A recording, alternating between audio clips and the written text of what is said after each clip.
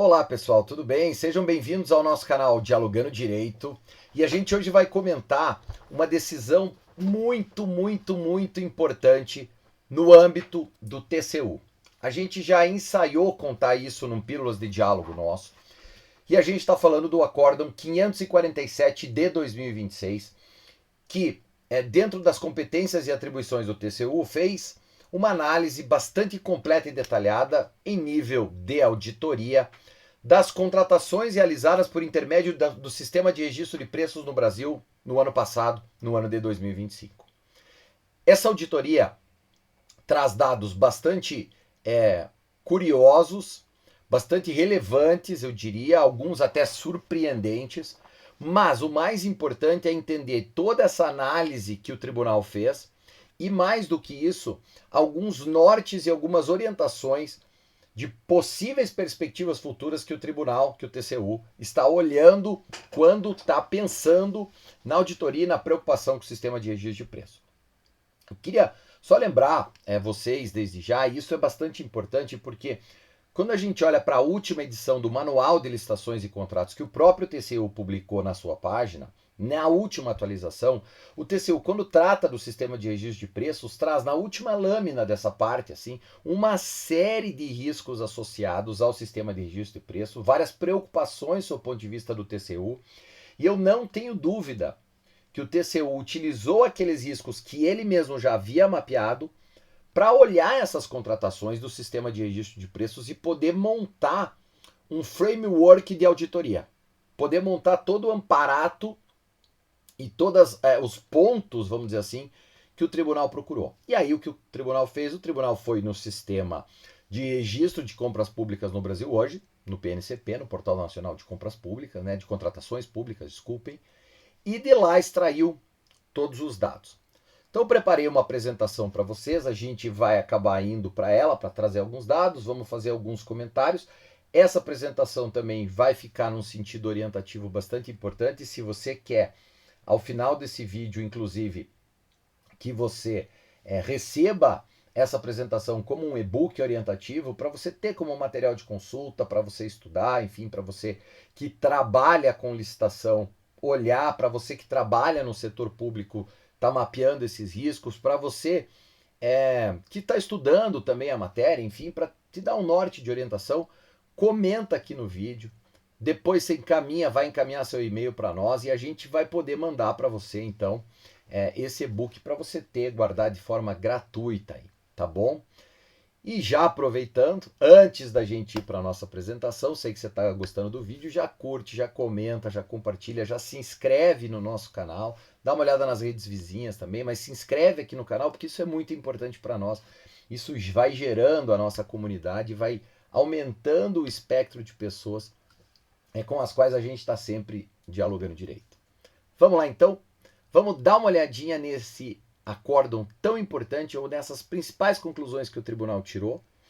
Então, nós vamos começar aqui, lembrando que tudo que a gente vai ver aqui decorre desse acórdão 547 de 2026, do plenário do TCU, que fez praticamente um raio-x do sistema de registro de preços, um raio-x das contratações via SRP no Brasil no ano de 2025. Então esse acórdão, claro, depois de toda a auditoria feita pelas equipes técnicas, foi levado à avaliação dos conselheiros do TCU e acabou resultando então nessa decisão que trata justamente dessa auditoria. Vamos trabalhar com esses dados? O primeiro dado a ressaltar, eu acho que é o mais surpreendente. Eu acho que é o mais curioso. Que a gente esperava alguns problemas, que a gente esperava que o sistema de registro de preços, que é relativamente novo no Brasil, trouxesse algumas indagações, algumas controvérsias.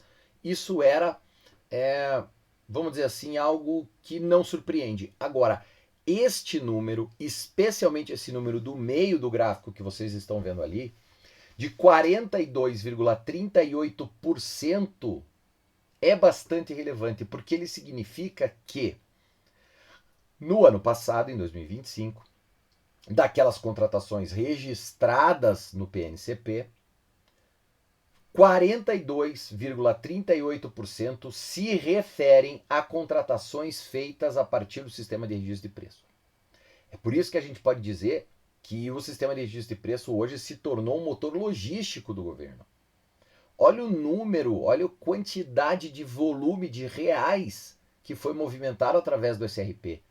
470 bilhões de reais. Do total de compras públicas no mesmo período, 1,1 trilhão, nós tivemos 470 bilhões, 42,38%, advindas do sistema de registro de preço. Logo, hoje ela é uma ferramenta amplamente utilizada. Ela é mais do que isso. Na verdade, ela se tornou a principal ferramenta em termos numéricos, está aqui na tela. Contra números não há muitos argumentos, especialmente neste caso, em que se demonstra que a opção pelo sistema de registro de preço toma conta da quase metade das compras públicas realizadas no Brasil no ano de 2025. Então, pessoal, esse número é bastante relevante, é bastante significativo, não é algo que a gente possa ignorar. No âmbito dessa auditoria, é importante a gente lembrar quem são, de fato, aqui os atores que operam o sistema de registro de preço. E aqui a gente tem, basicamente, a possibilidade de a gente ter 4 atores aqui. Né? O órgão gestor, que é quem coordena toda a parte tecnológica e o arcabouço normativo, no âmbito, né, do Ministério de Gestão Federal aqui, e da inovação é o Compras.gov, tá? O gerenciador, que é aquele órgão ou entidade que conduz a licitação, que resulta na ata de registro de preço, é o responsável de última análise pelo sistema, pela ata de registro de preço que vai decorrer dessa licitação, né?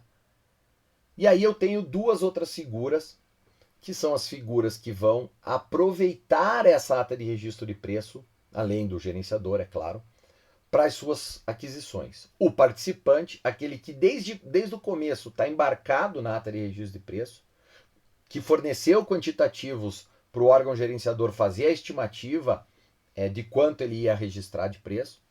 E o carona, né? Aquele que, nos termos do artigo 86 da Lei 1433, é quem adere a uma ata de registro de preços quando a ata de registro de preços permite isso.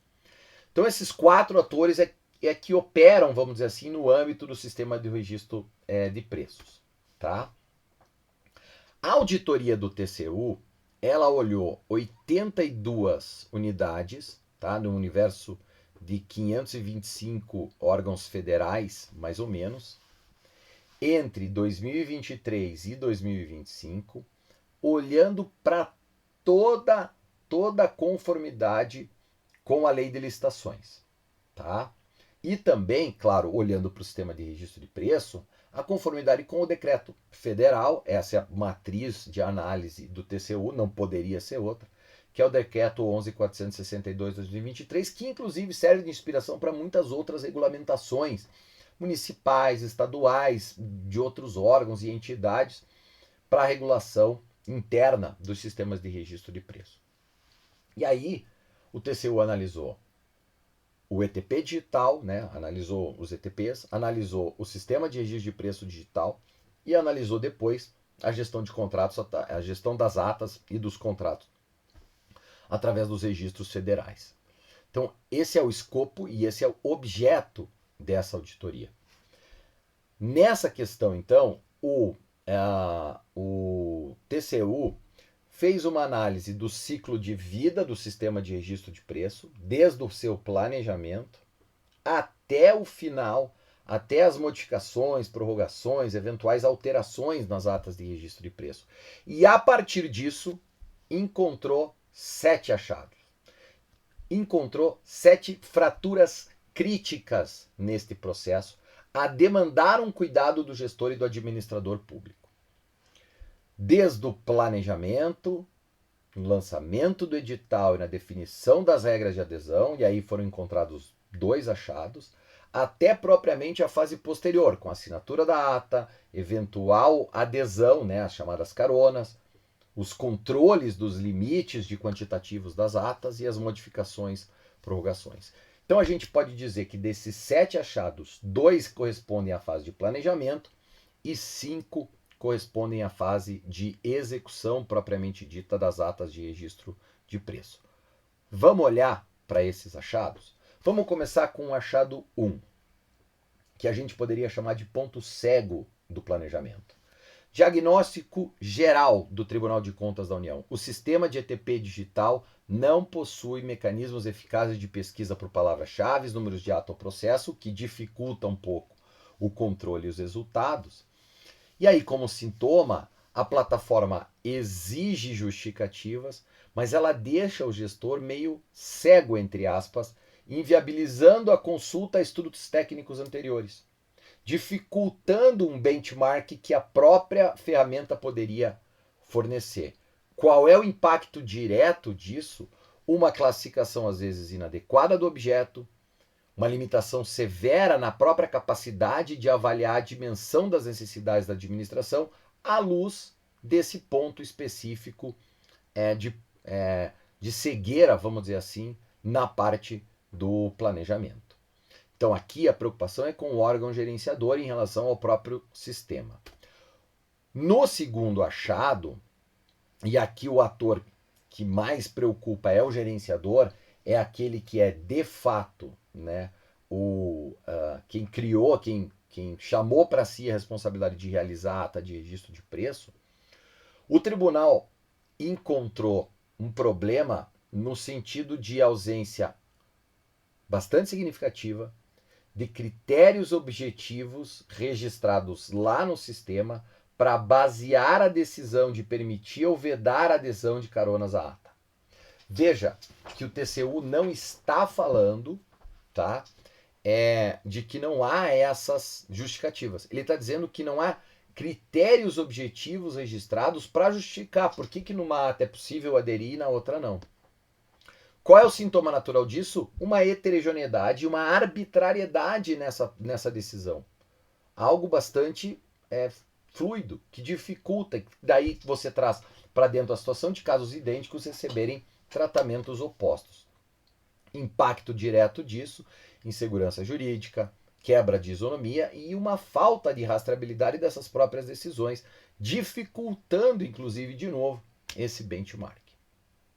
E aí nós vamos para os achados da área de execução. Primeiro achado, e aqui direto na veia de quem pega carona, dos órgãos aderentes, dos caronas, daqueles que não participam. O tal do efeito copia e cola, né? Os órgãos aderentes têm apresentado justificativas das vantajosidades bastante genéricas e superficiais, o que torna absolutamente insuficiente essa métrica de alerta. Numa amostra que o TCU coletou, apenas 10% da justificativa seria considerada consistente. As demais limitam-se a frases vazias ou praticamente sem sentido, como é vantajoso, atende à necessidade ou atende aos princípios, sem entrar no problema concreto mesmo. Impacto. O cumprimento da lei vira um teatro formal, elevando de forma drástica o risco de contratações antieconômicas ou incompatíveis até com as necessidades reais, o que resulta, obviamente, o risco de contratação ineficiente. Quarto achado, e esse bastante significativo, pegando de novo no gerenciador, naquele que se responsabilizou pela elaboração da ata. A falta absoluta de controle dos limites para adesão e quantitativos em relação às atas. Então, o próprio módulo de gestão do sistema, ele permite adesões do sistema federal, permite adesões que extrapolam os limites globais e individuais permitidos pela 1433. E aí você tem um erro de sistema que é agravado com a situação de permitir o que o tribunal mapeou como inversão de papéis, onde os participantes originais são registrados como carona, aquele que já estava no quantitativo e vice-versa, o que corrompe toda a base de cálculo e dificulta os limites. Quem tem lidado com ata de registro de preço sabe, um dos maiores problemas é fazer a gestão, é fazer o gerenciamento da ata de registro de preço. Tanto que diversos órgãos pelo Brasil afora têm optado por não permitir adesão, justamente para fazer só o controle daqueles quantitativos que já previamente se dispôs a fazer. O quinto achado é aquilo que a gente poderia chamar talvez de relógio quebrado, a permissão de adesão tardia, a autorização para aderir à ata quando a ata já não é mais possível de ser aderida. Porque o sistema federal ele não está bloqueando o gerenciador para autorizar uma adesão após o fim da vigência da ata de registro de preço. Então a adesão acaba tramitando por fora do sistema, do módulo de gestão de atas que o sistema federal tem. Ofício, papel, e-mail, etc. Aquela confusão, burlando controles digitais, dificultando esse controle. E aí você vai direto numa própria violação, né, do artigo 31 do decreto 11.462 de 2023, que gera contratações inválidas, perda de rastreabilidade temporal e, obviamente, também, num certo sentido, com essa perda de rastreabilidade temporal, a perda de tempo, gasto, ineficiência, falta de produtividade. O órgão está achando que vai conseguir pegar carona, que vai conseguir aderir e não vai conseguir.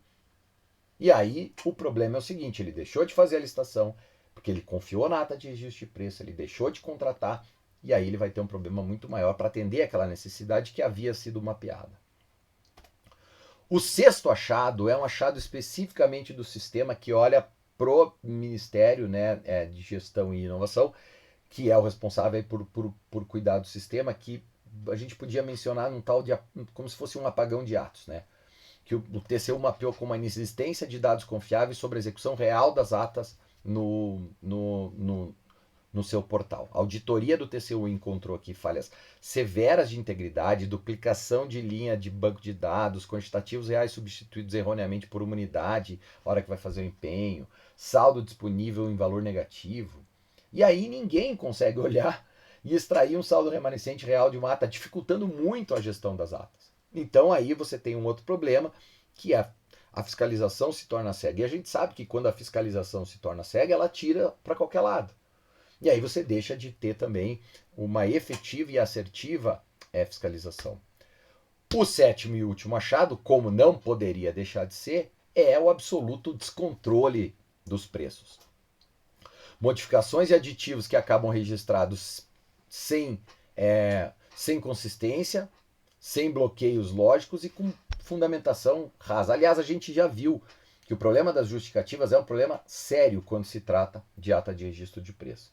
Isso porque o sistema ele aceita valores zerados ou vazios e permite alterações substanciais no preço registrado sem exigir uma memória de cálculo, uma justificativa. Então ele não cria-se essas travas. Qual é o risco direto disso? É um absoluto descontrole do preço, né? O risco de sobrepreço, o risco de preços inexequíveis, o risco de você tornar, na verdade, o sistema absolutamente ineficiente, o que quebra, o que dificulta a governança financeira da ata e vai levar a uma descredibilidade desse sistema. Feitos esses mapeamentos, veja que a gente tem então problemas na justificativa, a gente tem problemas que a gente sabe que são de justificativas genéricas, etc. A gente tem um problema na gestão e controle das atas, das adesões, dos preços. Como é que eu resolvo todo esse problema? Olha, o tribunal, a partir disso, então, monta uma matriz de vulnerabilidade sistêmica, num resumo de tudo isso que a gente falou, se a gente puder olhar um pouco para isso, né? Tentando trazer essas realidades todas para uma matriz de vulnerabilidade, e estabelece como medida de solução da questão um plano de ação para o Ministério da Gestão e Inovação, com prazo de 60 dias, para mexer nos sistemas, para criar filtros inteligentes, para permitir buscas por palavras-chave e atas decentemente no ETP digital, para buscar justificativas obrigatórias, para criar um checklist eletrônico vinculativo para autorizar ou vedar adesões, para criar travas automáticas em relação aos quantitativos das atas, para impedir esses valores negativos de saldo, enfim, para facilitar a gestão e torná-la mais visível, e também criar um sistema de modificação, um sistema de avisos de modificação, também para ajudar no controle e gestão dessas atas aqui. O tribunal não deixa também de olhar para a parte normativa, recomendando para a AGU, para a Advocacia Geral da União, e para órgãos superiores, a adoção, nas minutas padrão, por exemplo, de notas explicativas detalhadas orientando gestores sobre quando permitir ou vedar caronas, adesões, né? Adotar uma uniformização a partir do entendimento jurídico que a própria CGU já editou sobre recomposição de quantitativos nas prorrogações das atas, isso é bastante relevante. Aumentar um pouco o rigor nos aditivos, né, para que esse controle sobre a execução das atas, sob o ponto de vista econômico, seja funcional. E olhando para frente, estabelecer ou se preocupar como e em razão do fato de que o sistema de registro de preço movimentou essa quantidade gigantesca de recursos, mas cooperando aí com essas bases, com essas brechas tecnológicas que geram uma série de problemas, ou que mais do que isso, potencializam uma série de problemas dentro do sistema de registro de preço e da sua adaptação e adequação, tendo em vista a sua própria inovação, a gerar a se esperar com essas correções que se saia do cumprimento mero e estritamente formal da lei, por controles efetivamente rígidos que permitam que essa quantidade gigantesca de recursos, 42%, seja de fato bem aplicada nos sistemas de registro de preço e o sistema entregue tudo aquilo que, ao menos no plano normativo, potencialmente ele pode entregar. Eficiência administrativa, economia de escala, redução de custos diretos ou indiretos, uniformização e domesticação do próprio mercado.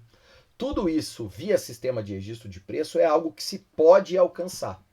E coloca toda essa perspectiva num horizonte bastante significativo, e é certo que o tribunal vai continuar fazendo esses monitoramentos para que o sistema de registro de preço seja efetivamente, como a gente falou, funcional.